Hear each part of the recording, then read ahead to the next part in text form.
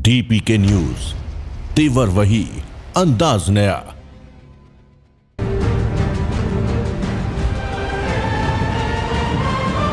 नमस्कार, आप देख रहे हो डीपीके न्यूज। आज हमारे साथ नागौर जिले की ग्राम पंचायत जालसू खुर्द से जो सरपंच चुने गए हैं पुरखाराम जी। पुरखाराम जी पहले फौज के अंदर देश की सेवा करते करते अभी गांव के अंदर जो चुनाव लड़ा है, तो इनसे बात करेंगे भी राजनीति के अंदर आने का कारण क्या है और पंचायत में कौन कौन सी प्रमुख समस्या थी जिसको लेकर जनता के बीच में गए और जनता ने इनको मौका दिया और जीत का श्रेय किसको देना चाहेंगे। सर, चैनल के अंदर बहुत बहुत स्वागत आपका और जीत में बहुत बहुत बधाई आपको। हाँ, नमस्कार जी। जीत का श्रेय जनता का है जी। और जनता की भावना जागृत हुई कि आपने देश की सेवा की है और अब हमारी सेवा के लिए आप आगे आए। तो सारा गांव इकट्ठा होकर के, एकजुट होकर के मुझे एकत्रित करके और बोला कि भाई आपको चुनाव लड़ना है और आपको राजनीति में आना है।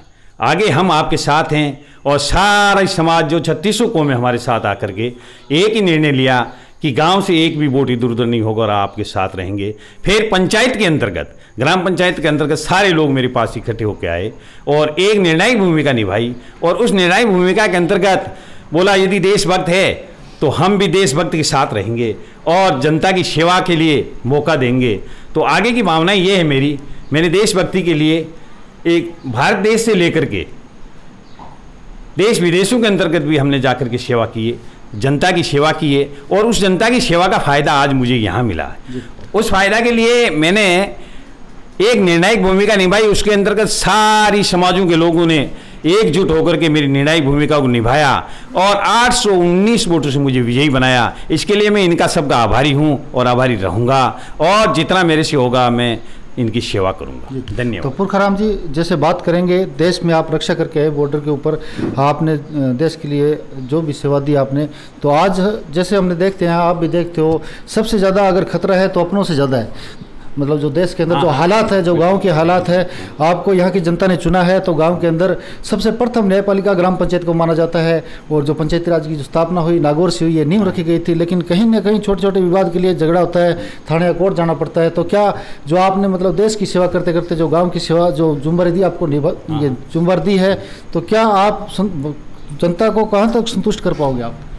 जनता की भावना को देखना पड़ेगा और जनता के हर आदमी को अलग अलग हम लोग समझ करके उनकी निर्णायक भूमिका को हम निभाएंगे और उनका यही समझौता करा करके आगे जाने की हम वो सोचेंगे नहीं कि ये आगे बढ़े या कोई केस मुकदमा हो या और कोई हो, वो नहीं होने देंगे और हमारे लेवल पे हम इनको समाप्त करेंगे। ये मेरी इच्छा है। तो पुरखाराम जी, हमने इस चुनाव के अंदर ऐसा देखा गया, जाति समीकरण का जो चुनाव चल रहा है ये होना नहीं चाहिए और सरपंच की कोई पार्टी नहीं होती। सरपंच एक सामान्य सीट के ऊपर चुनाव लड़ता है, सरपंच किसी सैंपल से चुनाव नहीं लड़ता। तो आपके सामने भी कई ऐसे कैंडिडेट चुनाव लड़ रहे थे, तो सबको साथ में लेके चलोगे या उनके साथ कोई भेदभाव रहेगा?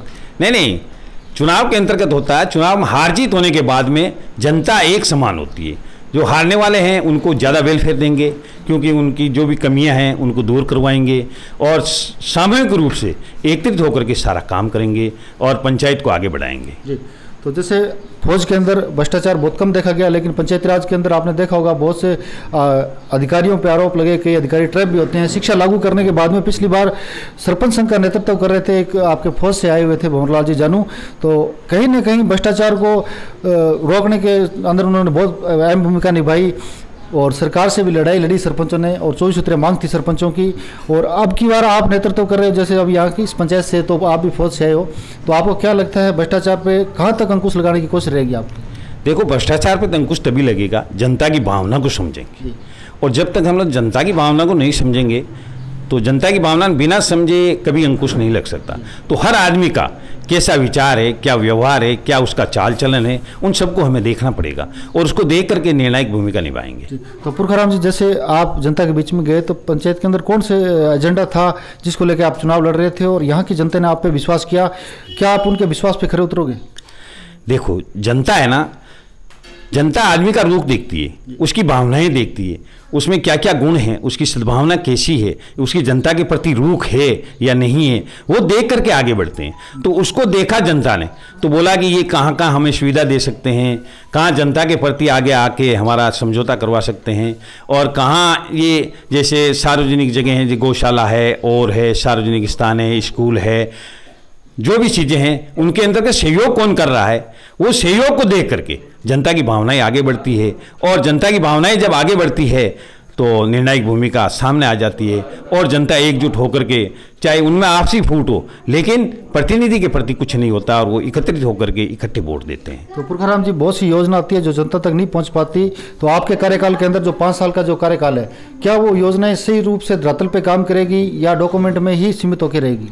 नहीं नहीं नहीं, हमने ये निर्णय लिया है और हमने परमपिता परमेश्वर से एक ऐलान किया है कि जो भी जहां सरकार से जितनी भी जो भी राशि आएगी वो जनता तक पहुंचे और जनता का काम हो, ये मेरी निर्णायक भूमिका है। हमें इसमें कोई फेरबदल नहीं करना है और न हमें एक पैसे की कहीं कोई ज़रूरत है।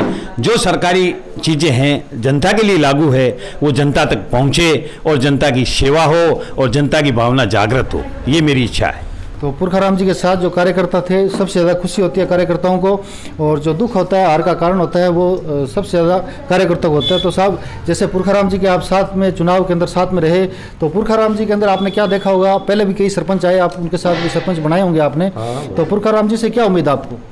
पुरखाराम जी सब उम्मीद है, पूरा गाँव इकट्ठे चुन लिया जी, और एकत्रित रहेगा सब जी भाई, माँ को गाँव को सरपंच बने, माँ को विकास करे। जी।